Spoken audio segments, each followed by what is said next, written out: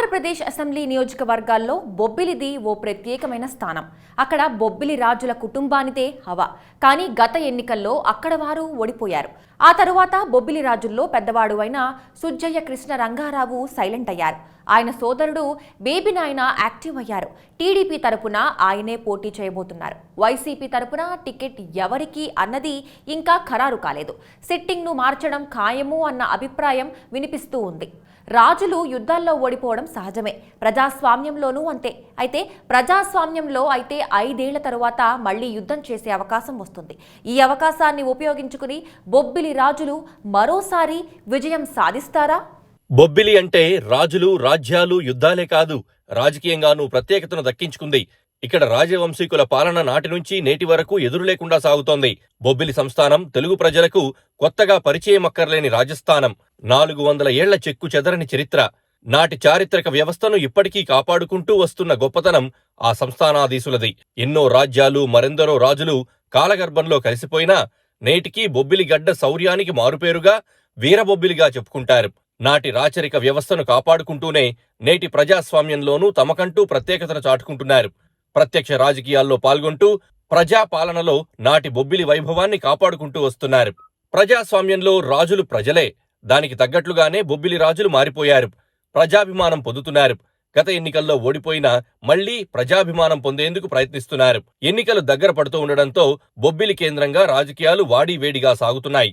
బొబ్బిలి మున్సిపాలిటీతో పాటు రామభద్రపురం, బాడంగి, తెర్లాం మండలాలు ఈ నియోజకవర్గం పరిధిలోకొస్తాయి. ఇక్కడ ప్రధాన పోటీ టీడీపీ, వైసీపీల మధ్యనే ఉంటుంది. ఇక్కడ మళ్లీ పాగా వేసేందుకు ఒక పక్క బొబ్బిలి రాజాలు ఉవ్విళ్లూరుతూ ఉండగా, బొబ్బిలి కోటపై మళ్లీ వైసీపీ జెండా రెపరెపలాడించాలని సీఎం జగన్ పట్టుదలతో ఉన్నారు. బొబ్బిలి రాజకుటుంబం తరపున రాజకీయాల్లో ఉన్న సంజయ్ కృష్ణ రంగారావు, బేబీ నాయన గతంలో కాంగ్రెస్లో ఉన్నారు. తర్వాత వైసీపీలో చేరారు. అయితే కాంగ్రెస్లో వైఎస్, వైసీపీలో జగన్, బొత్స సత్యనారాయణలకు ప్రాధాన్యమివ్వడంతో వారికి ప్రాధాన్య పదవులు లభించలేదు. 2004, 2009లో కాంగ్రెస్ పార్టీ నుంచి ఎమ్మెల్యేగా ఎన్నికైన సంజయ్ కృష్ణ రంగారావుకి, బొత్సాకి మధ్య రాజకీయ విభేదాలతో దూరం పెరిగింది. 2014 ఎన్నికల్లో బొత్స కుటుంబీకులు బొబ్బిలి రాజు రంగారావు మాత్రం 3వ సారి ఎమ్మెల్యేగా ఎన్నికయ్యారు. అయితే కొన్నాళ్లకు బొత్స కుటుంబీకులు కూడా వైసీపీలోకి రావడంతో సంజయ్ కృష్ణ రంగారావు టీడీపీలో చేరిపోయారు. మంత్రి కూడా అయ్యారు.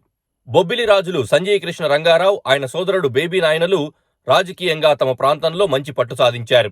బొబ్బిలి రాజులు టీడీపీలో చేరడంతో అప్పటి వరకు టీడీపీలో ఉన్న మాజీ ఎమ్మెల్యే శంబంగి వెంకట చిన్నప్పల నాయుడిని వైసీపీ నేతలు తెరపైకి తెచ్చారు. కొప్పల వెలమ సామాజిక వర్గం ఎక్కువగా ఉన్న బొబ్బిలి నియోజకవర్గంలో అదే సామాజిక వర్గానికి చెందిన అప్పలనాయుడిని బరిలోకి దించి బొబ్బిలి రాజు సంజయ్ కృష్ణ రంగారావును ఓడించగలిగారు. అయితే భారీ మెజారిటీ రాలేదు. 8,000 ఓట్ల మెజారిటీ మాత్రమే వచ్చింది.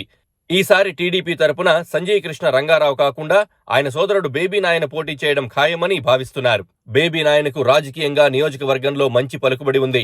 బొబ్బిలి రాజా వంశీయులు కావడం, రాజకీయాల్లో చురుకైన పాత్ర పోషిస్తూ ఉండడంతో అందరికీ తలలో నాలుకలా మారారు. ఓ విధంగా చెప్పాలంటే నియోజకవర్గంలో అన్న సంజయ్ కృష్ణ రంగారావు కంటే బేబీ నాయనకే గట్టి పట్టు ఉంది. అన్నమాట తమ్ముడు జవదాటడు అన్న పేరు కూడా ఉంది. ఇన్నాళ్లు అన్నకు రాజకీయ అండగా నిలిచిన బేబీ నాయన వచ్చే ఎన్నికల్లో బరిలోకి దిగేందుకు సిద్ధమవుతున్నారన్న ప్రచారం ఊపందుకుంది.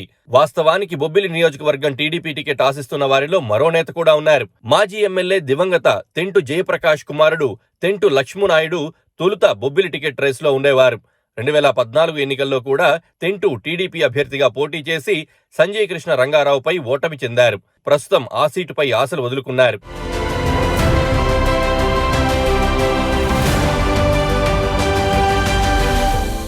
Please do subscribe to Please do subscribe to Please do subscribe to Please do subscribe to Please do subscribe to Please do subscribe to KTV Telugu. KTV Telugu. KTV Telugu. KTV Telugu. KTV Telugu. KTV Telugu. Please do subscribe to KTV Telugu.